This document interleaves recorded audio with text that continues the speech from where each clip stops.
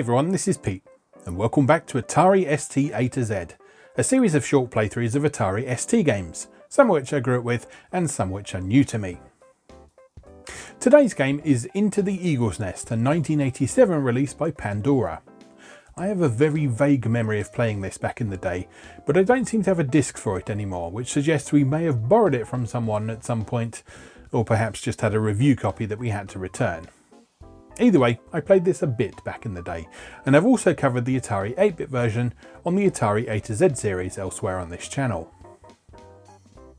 Into the Eagle's Nest is a top-down World War II themed action game that often gets compared to titles like the classic arcade game Gauntlet. The game originated on Commodore 64 and was subsequently ported to Amiga, Amstrad CPC, ZX Spectrum and Atari ST. The ports were programmed by Kevin Parker with graphics by Robin Chapman. Mindscape later licensed the game for release in the United States, adding an Apple II port by Andrew Pines and an IBM PC compatible port by Visionware to the mix. Into the Eagle's Nest had a solid critical reception on its original release.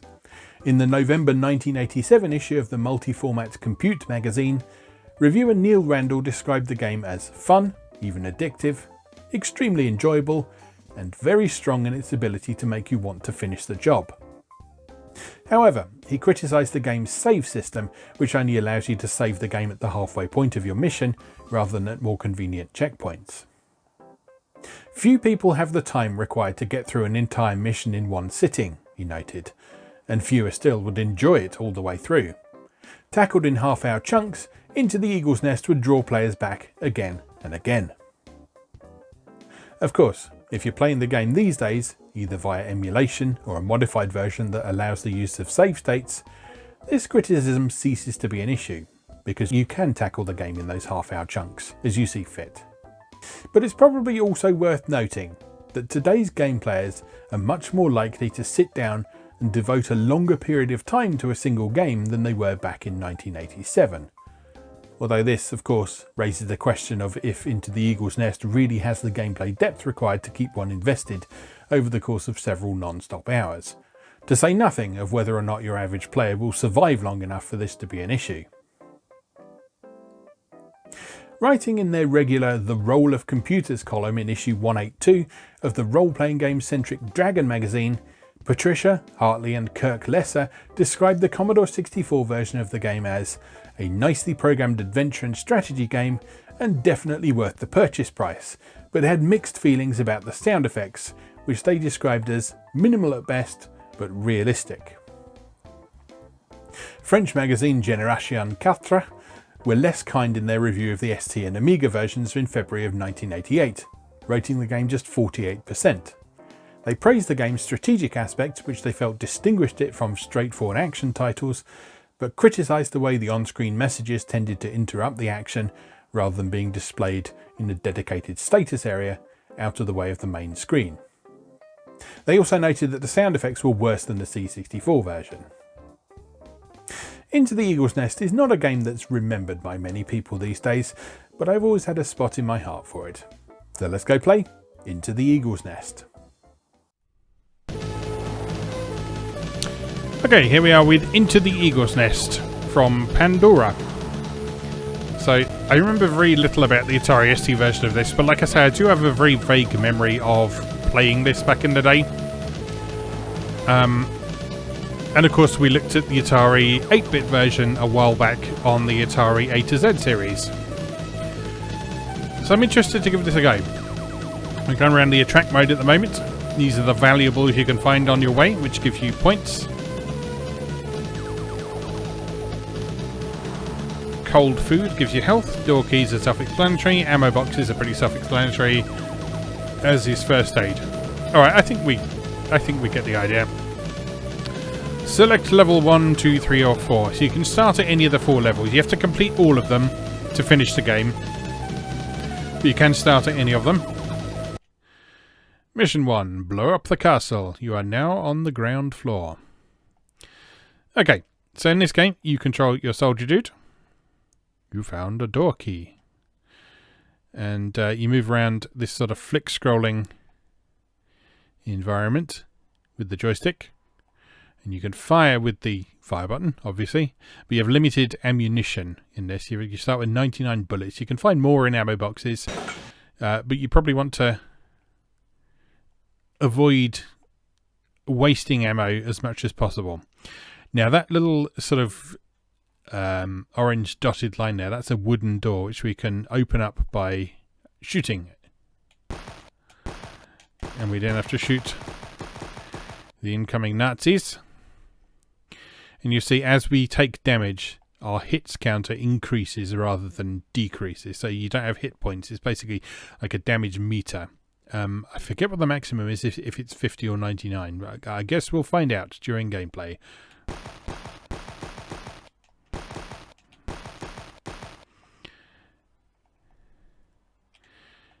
And you'll see that unusually, when you shoot in this game, you can't actually see your bullets. Right, I think that's a chest. Yes, there we go. So we can collect a valuable painting there and get some points. Yeah, when you shoot, you don't actually see your bullets in this. So it's actually using what we'd probably describe as a hit scan system in today's shoot 'em ups.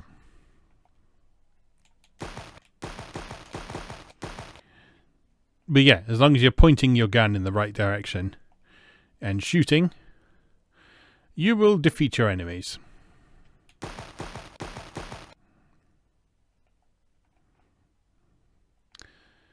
Okay, so is there another way into that room? Let's wander around down here and take a look. And you see that the Nazis do kind of respawn as you're wandering around as well. So they will occasionally surprise you from places you've already been. Such as behind. Okay, let's go this way. Oh, hello.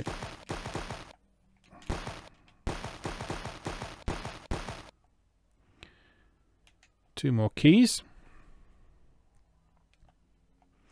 Now, you can probably see what the what we mentioned about the message is being a bit intrusive in this version. However, I was reading the instruction manual for the Mindscape version of the game, and it looked like there was an option to turn those off. I didn't see that in the initial screens.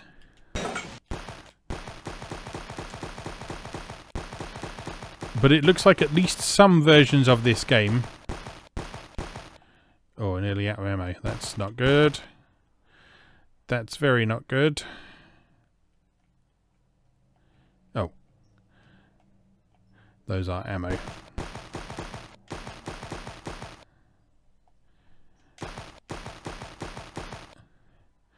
Alright, then we're all good. Get some first aid. You found first aid. That gets our hits back down to 0. There's some food there, which we don't need to collect. Now, using a key on that door there would be a bit of a waste, because we can get to that. We can get to that other door from the other side.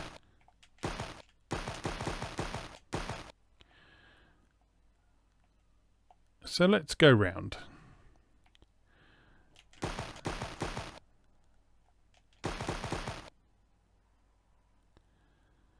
So back this way.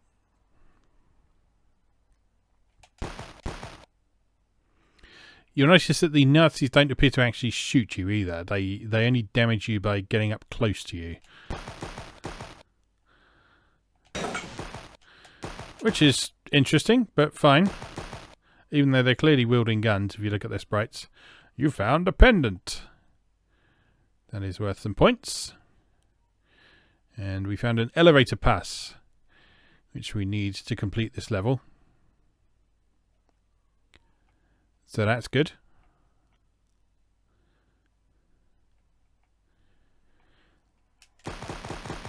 I'm baffled by the comments that say the sound effects in this are worse than the C64 version, because we've actually got digitized sound going on here.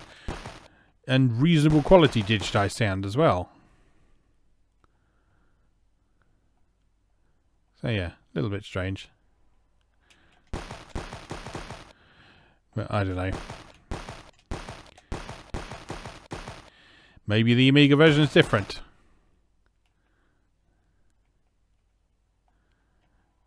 It's you found cold food. Yeah, it's easy to assume that the ST and Amiga versions would have been identical, but there were cases where the Amiga version of a game did differ from the ST version. A good example I can think of is Origin's role-playing game, Times of Law. That's substantially different between its Amiga and Atari ST version. And it's a rare example of where I think the ST version is actually quite a bit better. Because the Amiga version has a very limited display area, while the ST has a much larger viewpoint, allowing you to see more of what's going on at any given time.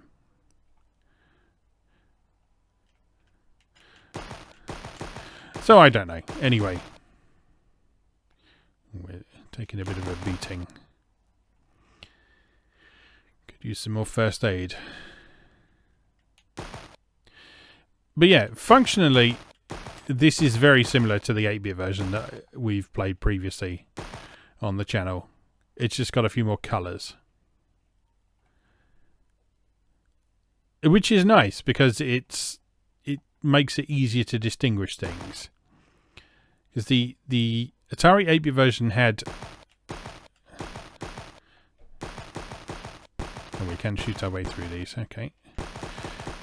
The Atari 8-bit version did have plenty of graphical detail,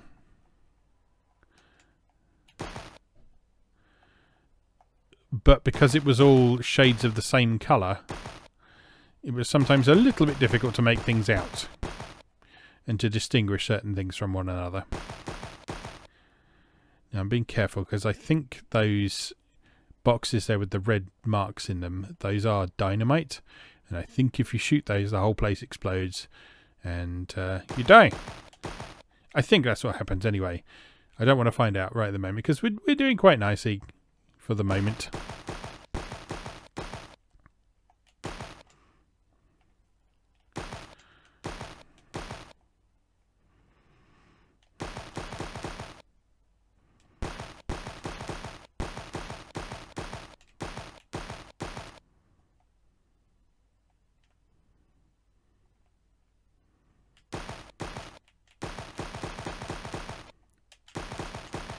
I guess one thing you can say about the sound effects for this is that they are a bit limited. There's only really the gun sound. Like, there's no sort of pain sounds for the enemies when you shoot them. There's no sounds acknowledging when you pick stuff up. So yeah, it might have been nice to have some additional sound effects for things other than shooting. Oh, we got a door sound at least.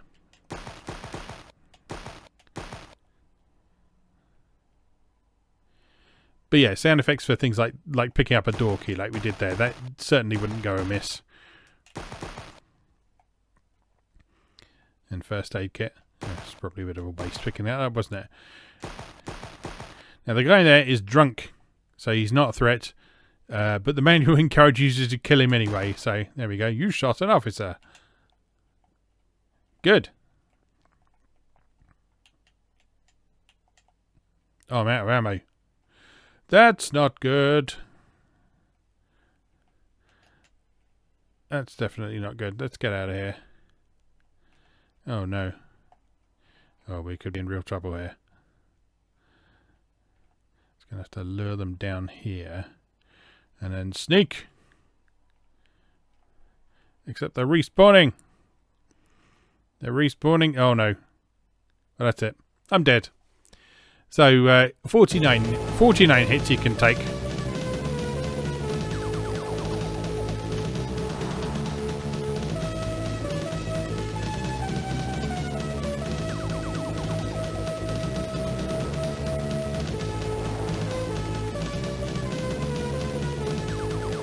Oops. There we go. A high score. Let's just let this attract mode cycle all the way round and just see if that happens to bring up an options menu. Because like I say, there is supposed to be one.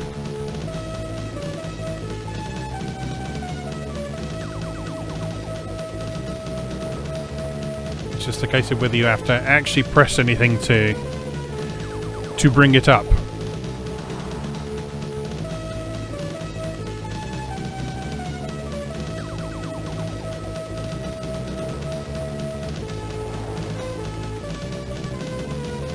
So we've seen all this before.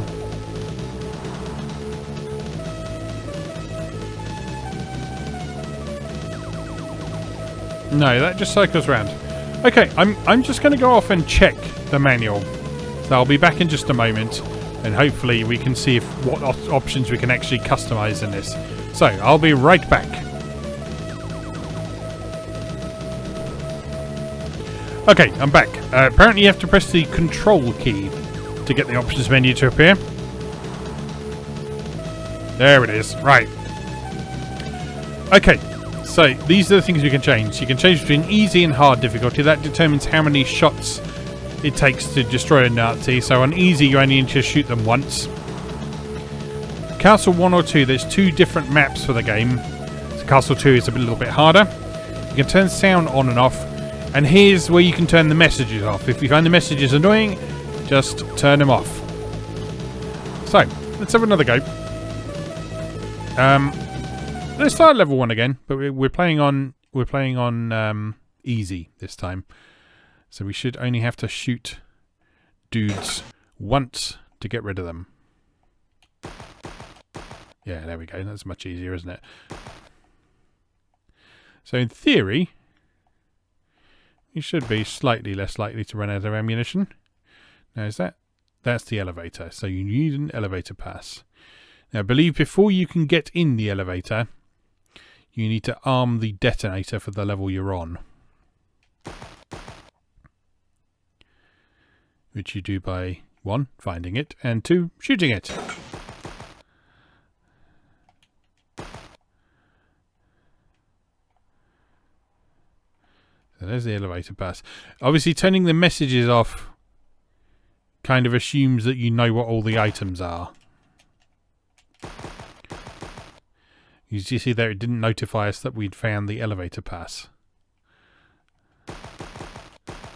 It just expects us to know that's what we just picked up. And it doesn't seem to indicate anywhere on the screen that you've picked that elevator pass up.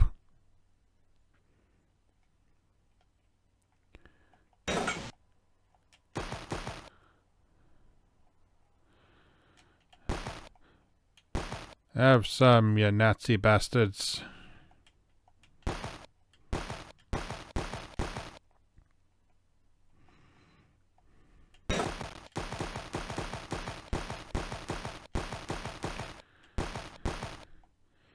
Get them in a nice little bottleneck there. Have some food and some ammo. There we are. Fighting fit.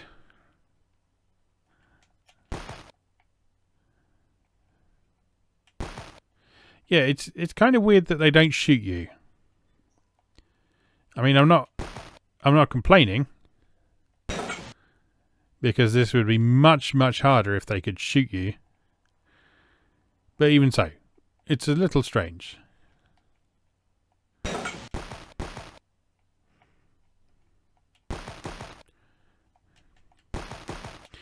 One thing you do have to bear in mind when you're shooting stuff is that your shots actually originates from the gun on your sprite. So if you're slightly misaligned with an enemy, you won't hit them.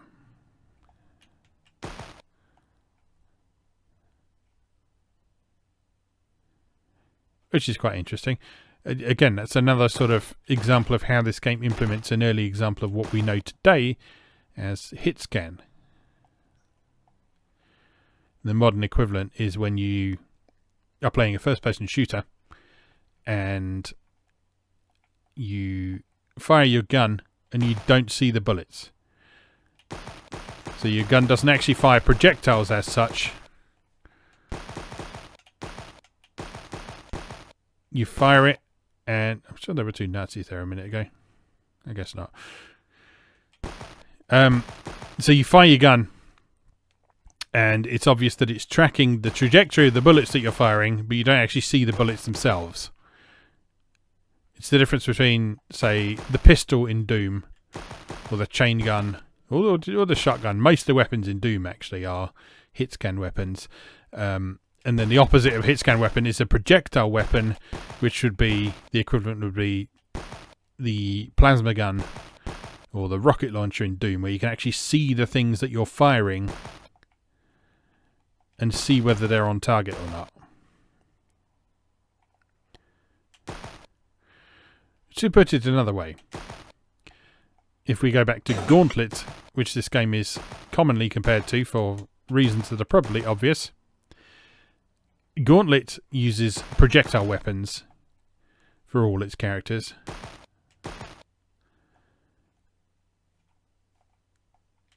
While this is using hit scan.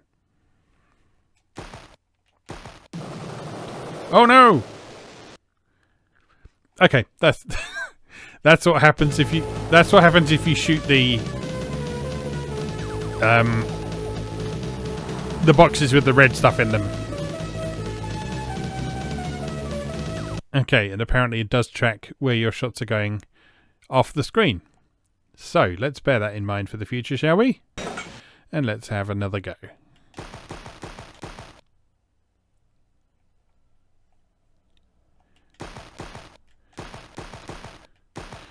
So look and think before you shoot is the lesson of the day.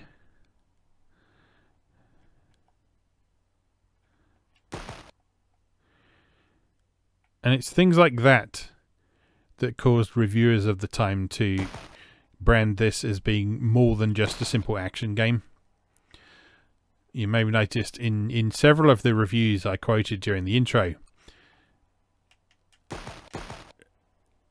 reviewers mentioned the word strategy.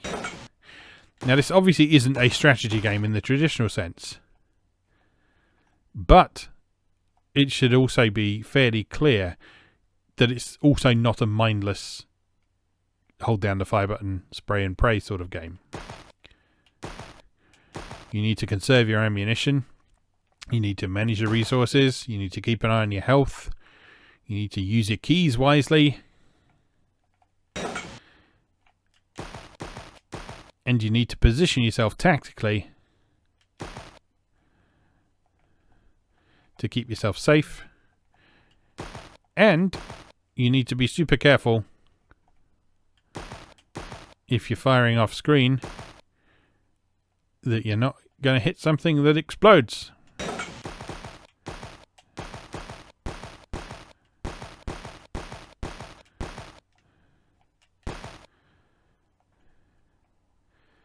Alright, let's get some ammo and some food. Don't need to go that way because that's a waste of a key. Let's continue on our way this way.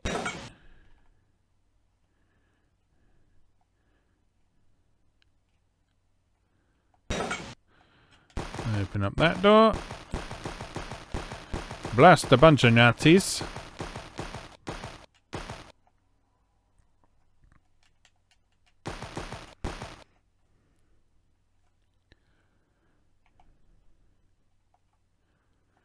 Oh, no keys.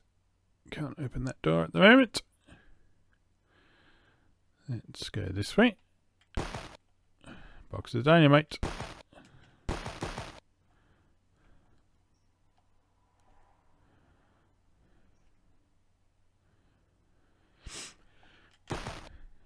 More boxes of dynamite.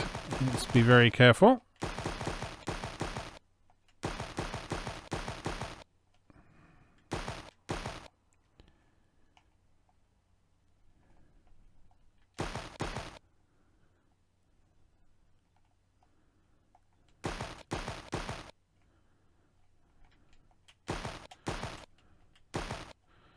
One shot, one kill, as they say.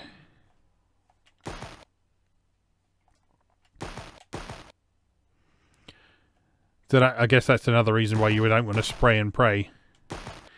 In case you shoot something off screen that you shouldn't.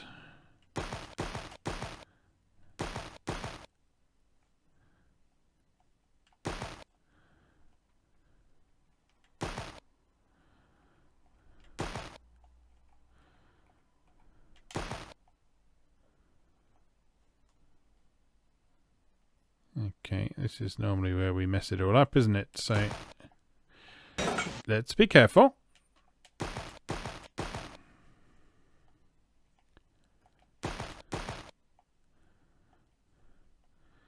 Kill the officer, because he's drunk on the job. Oh yeah, the dynamite's right there, isn't it? Okay, carefully. Loads of ammo there. Don't think we can... Yeah, you can't even fit through that gap. But that's fine, because I think... Yeah, we can just get at it, the other side of it from here anyway. So it doesn't matter.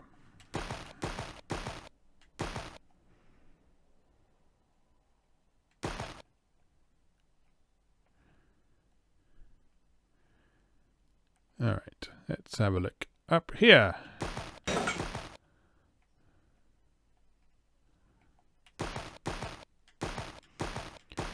Whole bunch of baddies to kill here. Let's watch them line up. Line up for a killing.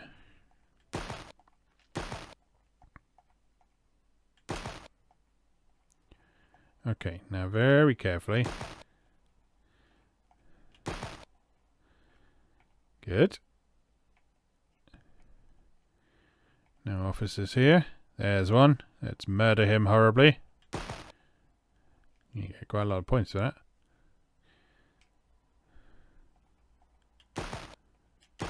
Oh, you get loads of points for that. Cold-blooded murder is fine when it's Nazis, is the thinking.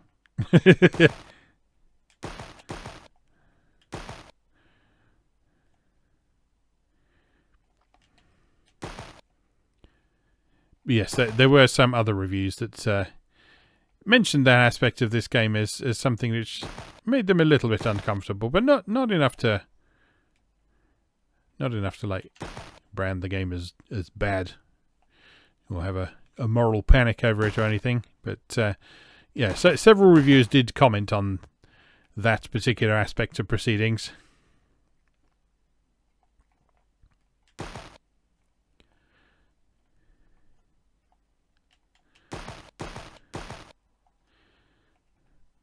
I think this is maybe one aspect where what the reviewer who was talking about the game being better in short sessions was on about. Because there's only really one type of enemy in this whole game as far as I'm aware, and it's these Nazis who shamble towards you and don't really pose much of a threat.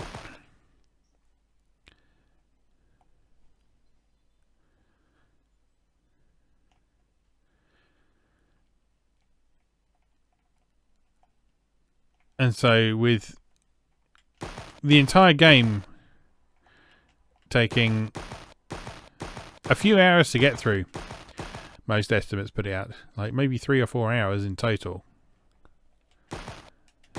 you can see how that might get a bit tiresome after a little while.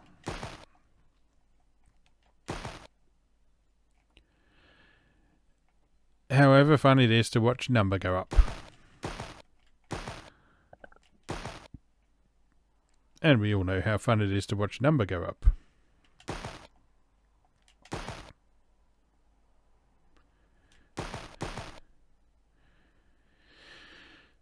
Question is, what do we do now? We've still got to find this detonator, I think. Is the main objective of most of the levels. In the subsequent levels, you also have to find prisoners and rescue them. Well, it's a valuable vase. But I believe on this first stage, all you have to do is find the detonator and shoot it. I don't think that's it. No. Get some more ammo though. And another key. Tell you what this is actually reminding me a bit of is Team 17's Alien Breed. It hadn't occurred to me that that game may well have been inspired by this, but it has a lot in common with this. Toilets. Yeah, it has a lot in common with this. Including the perspective and the way the levels are designed to sort of vaguely resemble a realistic environment. See here we've got some beds. So we're obviously in the barracks. There's the bathroom across the hall.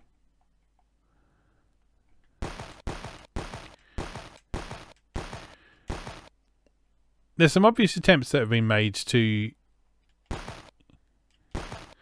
make the environments in this game look and feel less like just a generic sort of maze and more like an actual castle.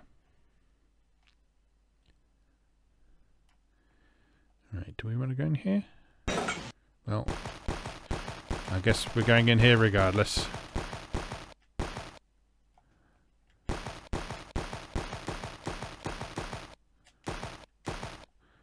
Carefully, just in case there's explodey things. And yes, there are explodey things in the room above, so let's not die horribly. Ah, I think that's the detonator. And the fact that it's completely surrounded by dynamites makes a lot of sense. Detonator activated. Right, so now we can head for the elevator and proceed to the next level.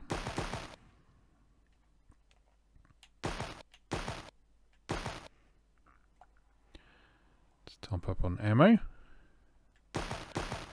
And on the way back, there should be some health pickups that we can nab as well.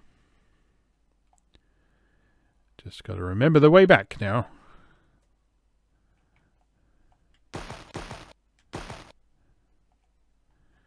Which I don't think is this way. No, it's not, but we can top up on ammo, so that's fine.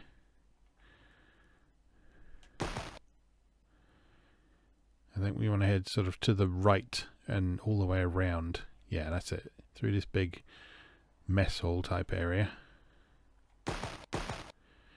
Got no keys left. So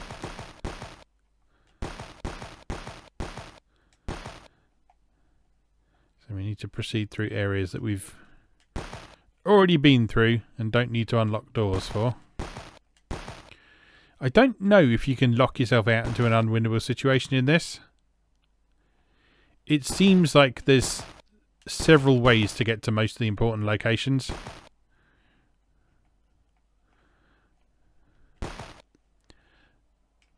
So in theory that should mean that you can't lock yourself out of beating the game. Oh, but you can maybe lock yourself out of getting some treasures. Because like we haven't been in that room on the left, and there's clearly some treasures there, but we don't have any keys left. So I guess we're just going to have to cut our losses and forget about that. Unless there's some convenient keys lying around somewhere that we haven't seen. Like in this room that we haven't apparently been into. I don't think they close the doors that you have been through.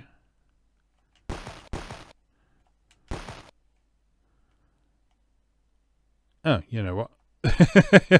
That's just another way into that same room.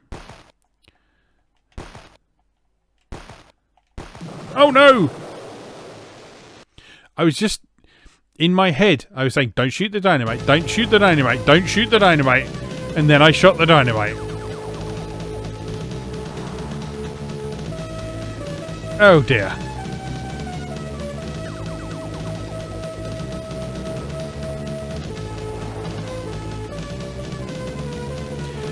Well, anyway, hopefully that gives you an idea of what this is all about. It's not a bad game. I can see it getting a little samey over the long term if you're trying to play through the whole thing in one go. But it's not bad. It's decent enough. It's got some nice ideas that were obviously built on by a number of later games, such as Alien Breed, which we talked about. But, yeah, it's fine. It's fine. It's not a bad game. Might even come back to it. But I think we're done here for today. After that embarrassing failure at the end there. So, just remains for me to say, as always, thank you very much for watching, and I'll see you again next time.